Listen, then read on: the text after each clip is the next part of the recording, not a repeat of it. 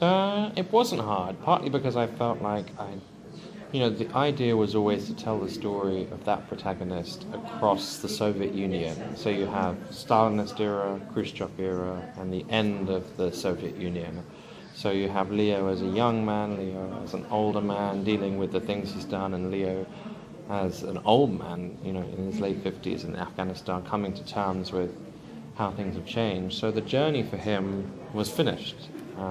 There was no possibility of another section. So I always knew it would come to an end, and I felt like I had really completed his story. So it was time to move on. I was sad you're always sad to let characters go. When you finish a book, you always feel like, I missed them a bit. That's part of, I guess that's part of it, coming to the end of a book. It comes to a limit. I didn't feel like there was another story. So you can reread your own books? I never reread my books. No, never. Once I finish editing, I never read them again. Because when I read, I want to change things. Always. If I read it now, I'd start making notes on that. You just think, I can't give these notes to anyone, they're just my notes. So it's, whenever I read my work, I make changes. So it reaches a point where you have to stop. And who says stop? Well, it's strange. I mean, ultimately you feel like, have I reached a point with this book where I'm 100% happy with it and it's done? And you know that if you wait a year, you would make changes. But ultimately then you could wait your whole lifetime and you'd keep making changes. I think you reach the point where you're actually, truthfully, physically and mentally exhausted. And that's when you're like, stop, it's done. So with The Farm, it took 2 years, the new book 2 years, and then a half year of editing and changes. So. Did you start with a new story just right after you finished the Yeah. Oh. Straight together, yeah. So it's like... In fact, in some ways it started whilst I was writing the other one. Yeah. Oh, really? Yeah, in my head, definitely. On paper, a little bit, but then once I'd finished Agent 6, there was no gap. It was straight in. Yeah. And it didn't mix up in your head? No, because there's similarities, but they're so different. It's contemporary versus historical, all new characters, it's different.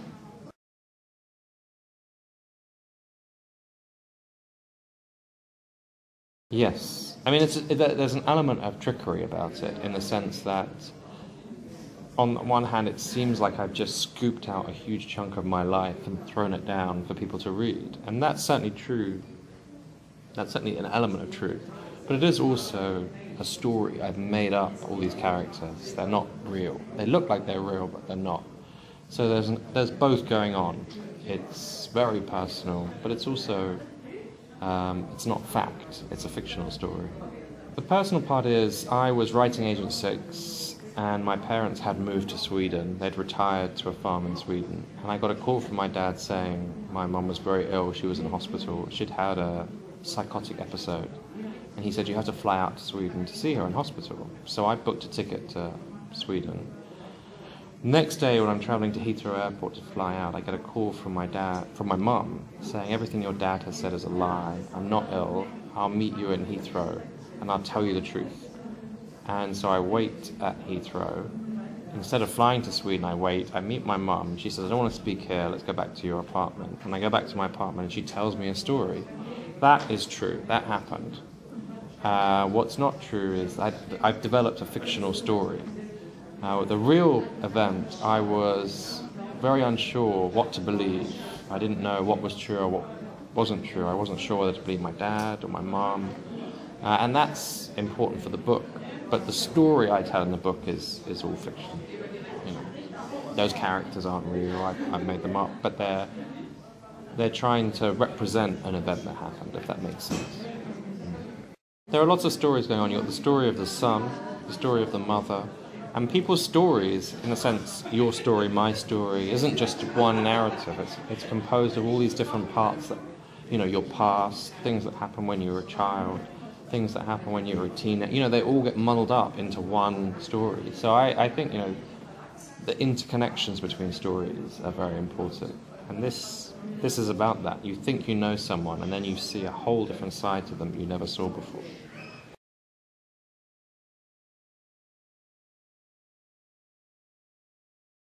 Yeah, it's interesting. I don't see it that way. You know, when I'm in Sweden, I feel very connected to it. I feel like I really love it as a country.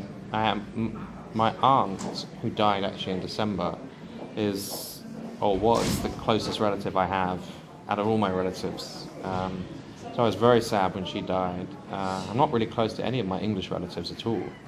So I'm much closer to my Swedish side than I am to my English side on the family level. But when you go to a country that you don't live in, you're a foreigner, even if you are half Swedish. So it's a mix. I have a mix of things. I don't have a negative feeling about it particularly. I mean, the book is a thriller, so it's not a tourist. It's not a tourist guide to Sweden.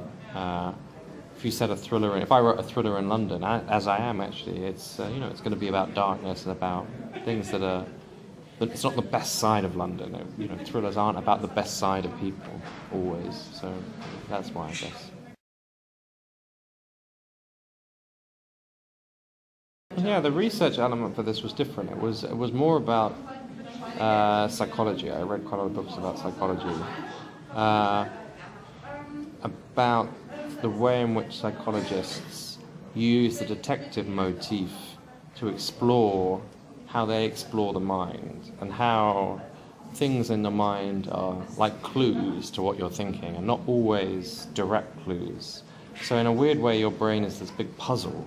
It's very interesting to use the shape of a crime thriller to explore that, because in the way that a detective has to solve a crime, a psychiatrist has to solve the problem of someone's mind. What has happened? What is this incident that has gone wrong?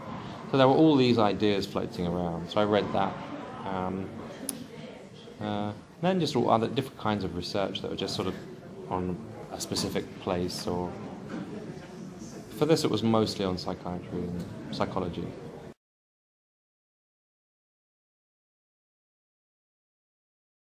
No, I mean, I think, you get these two narratives. One is, in a sense, a traditional first-person narrative, which is the son is explaining what he feels and what he's hearing. The second is the mother's story. She is sitting opposite you, telling you a story.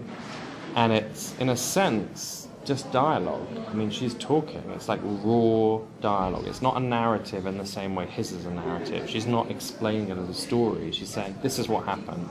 I'm telling you, the person I'm speaking to, what happened. I'm talking to you. And so when I laid it out on the page, I wanted to make it clear that we weren't just...